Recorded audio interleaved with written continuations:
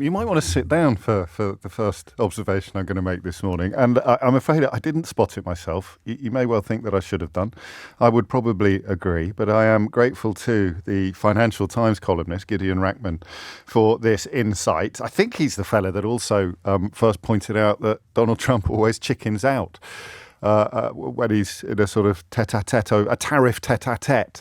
So enjoying quite a nice little season, Gideon Rachman. But he has established a Brexit benefit, a genuine benefit of Brexit. You heard it here second. The only way that the UK was able to sanction the hideous Israeli politicians Ben-Gvir and Smotrich, and I will be justifying the use of the word hideous shortly, is because we're not in the European Union. Did you know that? Did anybody else spot that? So why are we acting with Norway, Canada, Australia and New Zealand?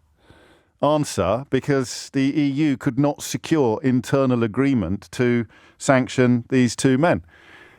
Presumably because of Hungary. I don't know whether that's true or not, but authoritarians tend to flock together, don't they? And Viktor Orban may well have been the fly in this particular ointment, but there it is. I mean, that puts some people in quite a strange position for reasons I don't think we could go into today because they're too opaque and confusing.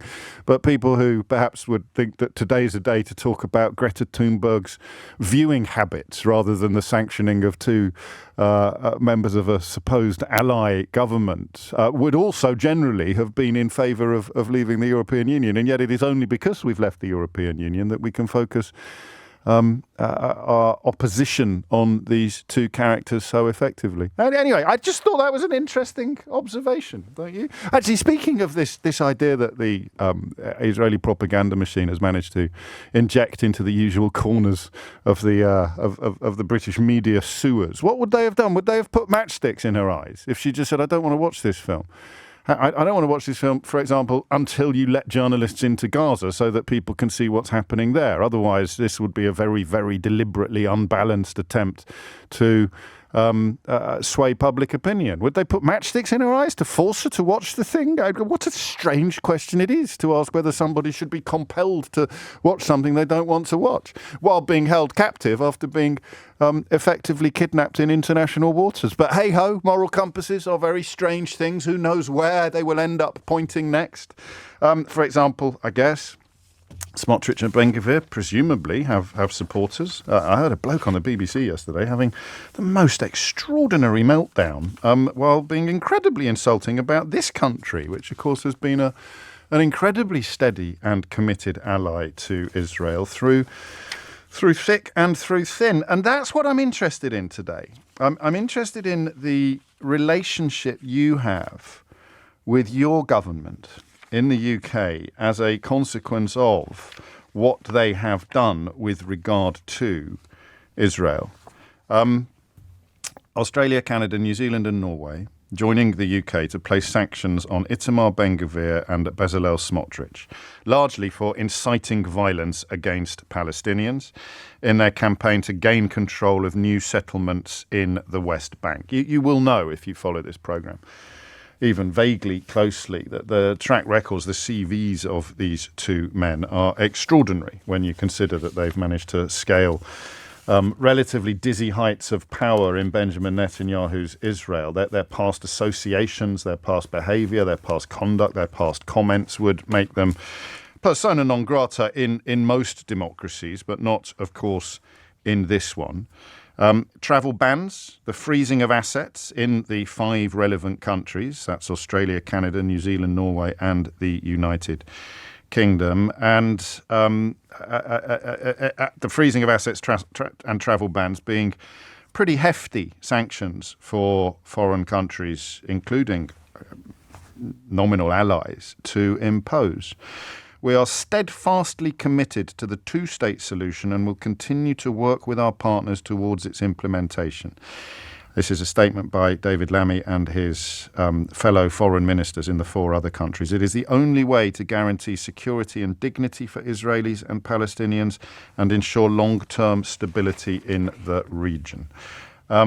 Smotrich has said that there's no such thing as a Palestinian nation, but Ben-Gvir has spoken of his rights in the illegally occupied territories within the West Bank being more important than the rights of millions of Palestinians.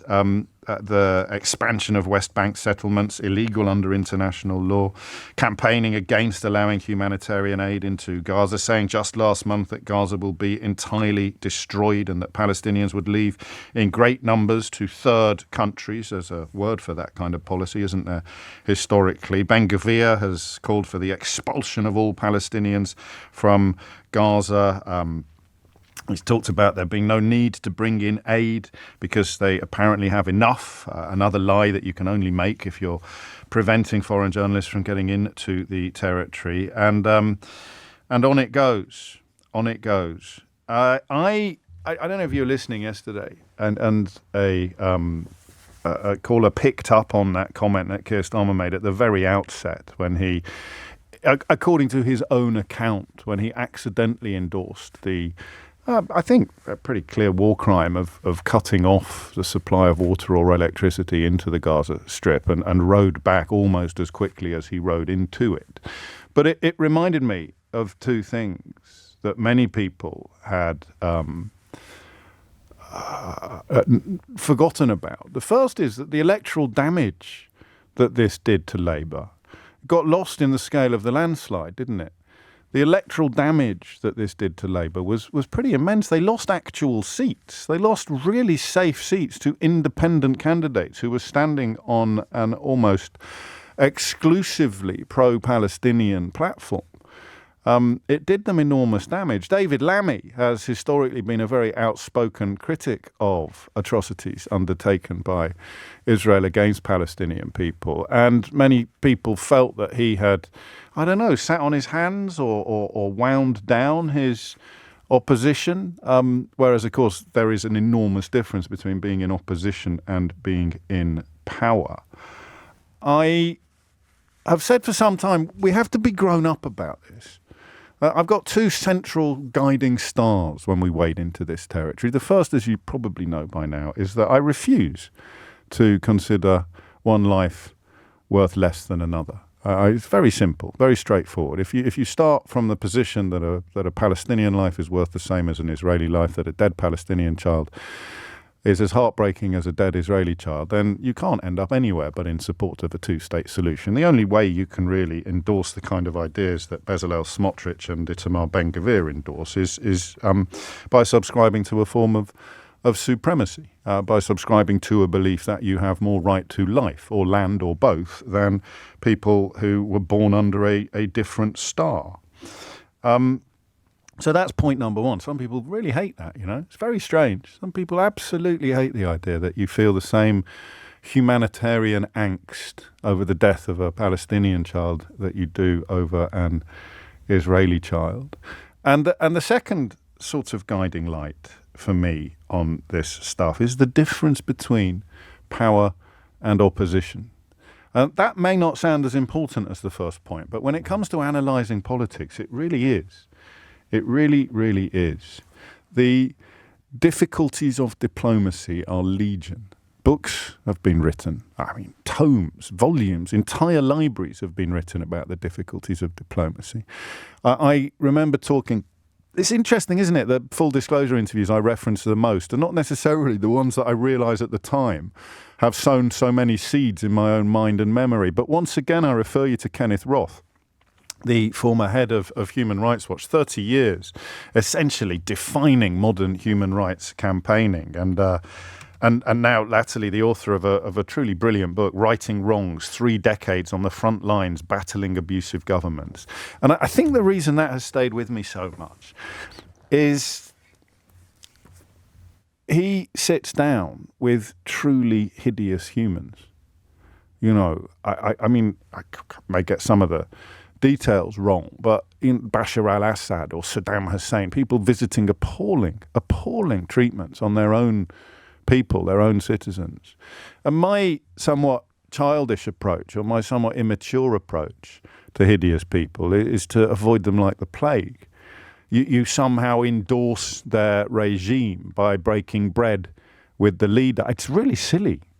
Sometimes you need to meet deeply impressive people to realise your own mistakes, don't you? Sometimes you almost need other people to lead by example. If you want to get someone released from prison in an authoritarian regime, you have to do stuff with that authoritarian regime. It's no good wearing a badge or waving a flag or turning up at Speaker's Corner on Sunday morning to condemn that regime and all who sail in her.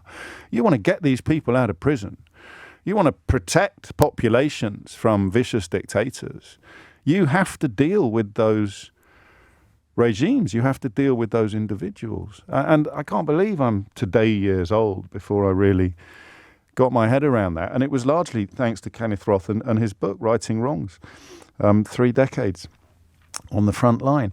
And that's what I mean by the difference between diplomacy, the difference between power and opposition, the difference between activism, which was a word we examined a little bit yesterday, the difference between activism and diplomacy or politics. So the British government became, in many ways, an emblem of what we have tracked quite effectively on this programme, what we've chronicled together pretty well over the last years, which is I still believe the necessity of a, quote, robust response to the atrocities of October the 7th, but also an acknowledgement that things moved pretty quickly over a line of acceptability. The Irish government was moving in that direction by February of 2024. February the 14th, I think, I've got stuck in my head as the date on which it happened. The British government has been lagging behind, but of course its historic relationship with Israel is very different from Ireland's. And today, or yesterday, we arrived at the place where a foreign minister, a British foreign minister and his counterparts in 4 foreign governments could say that Itamar, Ben-Gvir and Bezalel Smotrich have incited extremist violence and serious abuses of Palestinian human rights. These actions are not acceptable. This is why we have taken action now to hold those responsible to account. They were both beyond the pale even of Israeli politics until relatively recently, when Netanyahu's electoral position became sufficiently fragile to need the support of people who would once have been considered persona non grata or pariahs. But they prop up his regime, they prop up his government, and they keep him out of court, which is why they've been able to enjoy levels of profile that they've never enjoyed previously. Did you know that Smotrich was arrested in 2005 by Israeli security services about his plans or his role in protests over Israel's plans to withdraw from Gaza? There were claims that he, allegedly, on suspicion of planning to block roads and damage infrastructure to try to block the withdrawal. He then set up an NGO focused on control of occupied land. He has declared himself to be a fascist homophobe. He thinks that Arab and Jewish mothers should be separated in maternity wards. And he organised a beast parade as a protest against gay pride. He sounds like a absolute charmer, doesn't he? Ben-Gvir, meanwhile, has a photograph of the mass murderer, a portrait of the mass murderer in his living room, or did at least for several years. Barak Goldstein gunned down 29 Palestinians in a mosque in 1994. They're both admirers of an extremist rabbi called Mir Kahane. Again, he comes into power because Netanyahu needed his support. He gets the security portfolio. So I wonder whether some British journalists should be forced to watch videos of that massacre in 1994 in order to get an idea of the kind of guy that the security minister of Israel considers to be a hero. It's just a thought. What do you think of this? I want you to try, I don't want to sound like a school teacher, I want you to try to remember the difference between power and opposition, the difference between power and protest, what governments can do, what politicians in power can and cannot do. Very different play sheet, a very different tactical palette from what you have when you are merely protesting, when you're merely waving flags and wearing badges. So our government has imposed sanctions, pretty hefty sanctions, on 2 senior members of an ally, of an ally's government. What do you think of that? Because I'm leaning towards the idea that Lammy and Starmer have got this absolutely right. You might say too little too late, and I may agree with you if you persuade me, but given the difficulties of diplomacy and the necessity of unity, the fact that you move with 4 other countries, I think this is a great day for humanity.